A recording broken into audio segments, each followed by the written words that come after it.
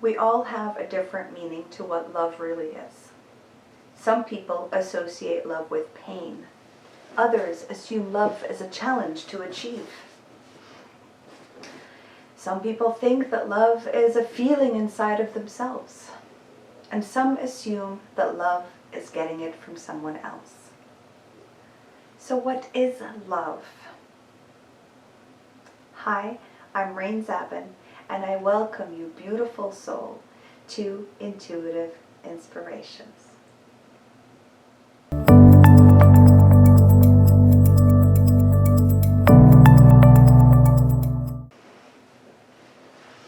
Welcome back.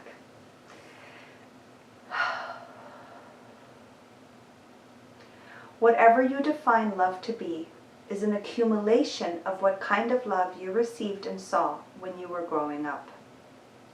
Maybe your parents fought a lot and you assumed they are still together because they loved one another. And so love translated to you as sticking around in painful situations because love is to sacrifice oneself for the pleasure of someone else.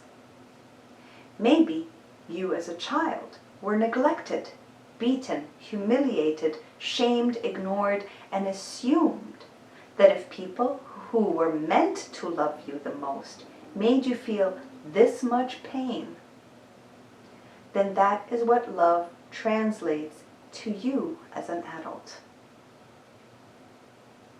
That is your worth. If you had experienced love as overbearing, helicopter parenting style, that it was conditional to what attention you received, that you had to be a good girl to be loved, then you probably believe that love is conditional and controlling. There are so many ways in which we all perceive the notion of love, and yet we are all seeking to receive unconditional love. It is this deep inner feeling we have, and we keep looking for it in everyone we encounter. It's not surprising that the thing we miss and need the most is to be accepted for exactly who we are, to be seen, to be heard, and to be loved. So what stops us from getting that kind of love and giving that kind of love to others? Since we all are looking for it, since we all desire it, and on a very soul level, we know what it feels like to have it, what is stopping us from actually experiencing it in our own adult life? Simply put, our past and our interpretations of what love looks like, that is what stops us. How we offer love and how we think we deserve to receive love is what stops us. As souls, we experienced unconditional love. We knew what it was. We were one with it. As we came into our human form to this earth plane, we got entangled up with our childhood experiences that confused us about love. We may have felt not good enough as we watched our parents fight, thinking we are not good enough for them to see our beauty and stop fighting. We may have felt undeserving of love because when we tried to get the attention of a parent, we were ignored and only paid attention to when we were really, really, really, really, really good or really, really, really, really, really bad. We may have felt that we do not matter because our needs were neglected and our parents' needs were more important than ours. We may have felt unworthy of love because the only kind of attention we received was criticism and zero attention to what we actually did right.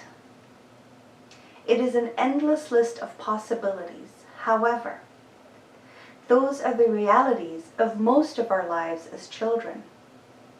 In one form or another, we interpreted how the adults' reactions to us was our fault or something we did wrong.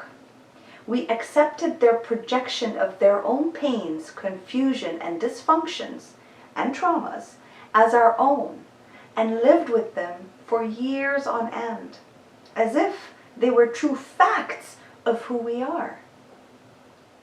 Unable to differentiate between what their struggles were and who we were to them.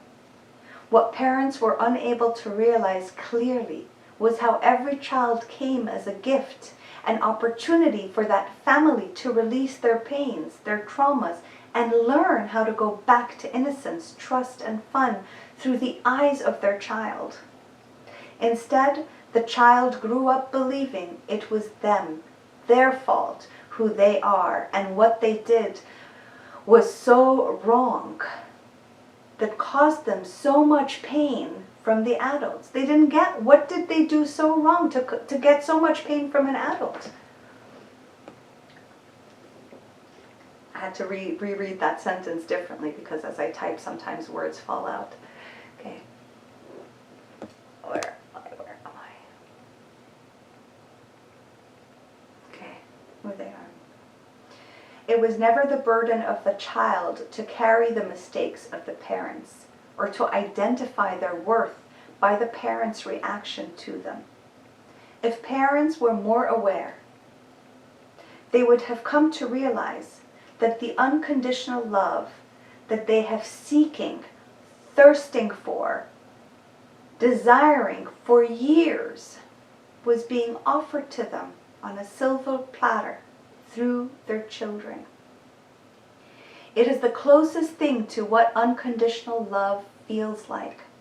Sadly, many people live in their pain, searching for love in all the wrong places and hurting those that love them the most, due to their own fears and traumas and the perceptions of their life through the lens of fear, and not understanding that they too are lovable and enough and are worthy and deserving to be seen and heard.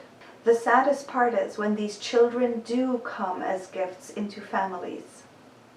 When a parent or an adult is trapped in their fears, trapped in the beliefs that they themselves are unworthy, not ever knowing what love, true love, really feels like. They can only repeat how they perceived love through the broken lens that they wore and had to wear to protect themselves from pain.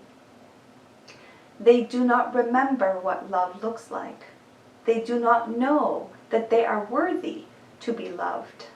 And therefore, when the child appears into their life, unconditionally loving them, they cannot understand that they are worthy of that love. So what is love? How can you access love for yourself? If we are all under the drug of pain and working through the lens of what we acquired from our childhood about love, then where is the hope? Well, the hope is a lot simpler than we humans like to make it. As humans, we love to complicate matters. Love still resonates inside of us. We can still feel its vibrational echoes inside. And that is why we are all still seeking it. What happens when we get traumatized as a child? Trauma does not mean it has to be aggressive and totally insane stuff. It doesn't. Trauma also happens in simple things due to the fact that a child's brain is not fully accumulated and the neurons are still wiring themselves. So anything outside of full attention from a parent may be traumatizing in the child's perspective. Both parents may have tried their best to be there for their child. However, there may have been a lot of fights at home between the parents. That is traumatizing for the child, since they cannot feel safe anymore. When we are traumatized as children, in pain, and interpreting things about ourselves through other people's actions, we start to build beliefs about ourselves and our worth and where we belong in this. And as the experiences keep repeating themselves, and we feel the pain of those experiences over and over again, we turn them into beliefs, which we call in NLP, Neuro-Linguistic-Programming, limiting beliefs, which is also referred to as the shadow self, which I like to personally call disempowered self. The version of me that is disempowered, the disempowered self. When we experience our pain as children and try to change ourselves to be seen, heard, and loved, we disassociate with ourselves and adopt a new persona that never feels right. It is like a protective armor against pain. In a nutshell, protective armor is what I call reactive emotions such as anger, hopelessness, despair, frustration, anxiety, overwhelm, stress, etc. That protective armor is protecting the child from feeling the pain of not being seen, heard, or loved. Okay, good, because basically the protective armor is protecting the child from seeing clearly their disempowered self, which are all an accumulation of false truths about themselves, such as I don't matter, I'm not good enough, I'm unlovable, I'm a failure, I'm unworthy, and I do not deserve. And the list goes on. So if we are living in those false truths that are hidden from us due to being too ashamed or scared to see them, we immediately react to situations and people through the lens of our protective armor, which are fear-based reactions to pain. So the inner pain, the real inner pain, is covered up by the protective armor, which could show in anger or in despair and hopelessness, in whichever form, right? In the flight, fight, or freeze. So these emotions fall into these categories too. There's an association, and if you want to know more about the fight, flight, or freeze, go back to episode 1. I'll keep here a link so that you can go to it and you'll learn more about what fear does to your system, right? So here it links together. So we react to a pain that we are either thinking of or somebody has triggered in front of us, right? Or somebody has poked us or reminded us of a memory of pain, right? And we let's just go with anger. We get angry, right? Which is the fight state, right? In the fear, in the trilogy of the fears. The fight state. We're angry. We're ready to spew. We're ready to say everything we kept in, and we're ready to just rip someone in two, right? Right? But the truth behind that, right, is pain, right? Pain of a disempowered self that is showing up, but it's too hard to see. It's too painful to look at. That right now, this person made me feel like I don't matter. And to really know the truth behind the anger. Therefore, I called it the protective armor. Because it's protecting and shielding you from a deeper pain that you refuse to see or acknowledge. Now, if you want to find your inner peace, if you want to really love and be loved, the only sure way to get there and to know what love really feels like is to identify and acknowledge the deep pain of that child, yourself, who is now living a life through a disempowered self. I'm in the process of finishing up my book that explains all this and so much more in depth with tools, techniques, and tons of images. This book was written in the span of a month, just all gushing out of me. Pictures and images. I was on Canva. You know, every image I saw in my head, I posted it on. I put it in the book. Definitions, techniques, insights, everything. And I just got it back from my editor like a while back, a month ago, and I've been going over the editing and choosing a few people to share it with so that I can see that it's really easy to understand and that the message is going through. So soon you'll get hold of my book, which will go into depth about all this in a really easy way to help, right? To help you heal, right? Not to fix you, to help you heal. Back to the information that was typed. For now, to help you get to change your inner perspective of love, it is of utmost importance to know yourself and what false truths you have been so attached to and unidentified with. I would invite you to spend time with yourself, writing out what love means to you. Then, write down a list of ways you wish to be loved. Then, write down all the ways you have been loved. Start to notice a pattern of relationships and friendships you've had. What was your protective armor in all of them? What emotions rose up when you discovered that who you wanted love from was not unconditional love as you were seeking? Take a deeper look inside of you and connect the dots for yourself, and you may come to realize that what you have been attracting as love is how you have viewed love most of your life, and what you believed that you deserved love to look like for you.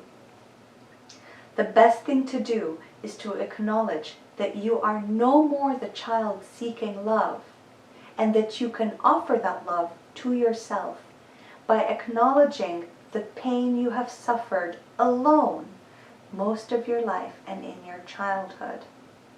And these are what the episodes will try as much as possible to give you and offer you until my book is released, and then there is a tool you guys can have to use. I will always recommend deep breathing. Inhale and exhale deeply, fully, richly. Do not be stingy with the air you take in. Allow yourself to breathe. Do not deprive yourself of the one thing we have here that is utterly deserving of us to take as much as we like off: air. It is the way to show your body that you are not in danger. It relaxes your nervous system. It lets you clarify your mind. And you can watch episode 1 to know more about the fears and how to calm your nervous system down, and the little tools I offered there, so that you can make better decisions for yourself, and so that you can step outside of the pain and the suffering that you're going through due to your thoughts. You can also listen to gentle music while doing this, while answering these questions for yourself. The vibrations of sound help to ease this process for you. Light up a candle and stare at the flames for a bit to allow yourself to relax. Remember, there is nothing wrong with you. You are not broken, and you do not need to be fixed. You simply want to release yourself from unnecessary suffering from a past that is long gone, to step into a new and brighter future for your well-being, so that you are in less pain. Always remember that we have the choice to choose how to experience our lives and the challenges that come our way. And once you heal those inner wounds, once you understand them, once you see them, once you acknowledge them, do not fear. It doesn't mean they're going to linger and you're going to be a victim of your situation and those emotions. It just means that you've given yourself permission to feel your shadow self and to feel your light self. because neither one can exist without the other. And we are both. And we are none. And I know this makes no sense, but it's not through sense that we get it, but it's through something else that we get it. Right? Through our heart, in our system, in our body, we understand that the more we resist our disempowered self, the more we are ashamed of our disempowered self, the more we try to avoid, to squish down, to ignore our disempowered self, because of the incredible pain it may cause us just to take a look at, is not benefiting anybody. Because all what shows up are the protective armor that we have on. And we blame and shame and blame and shame, and that's all we do.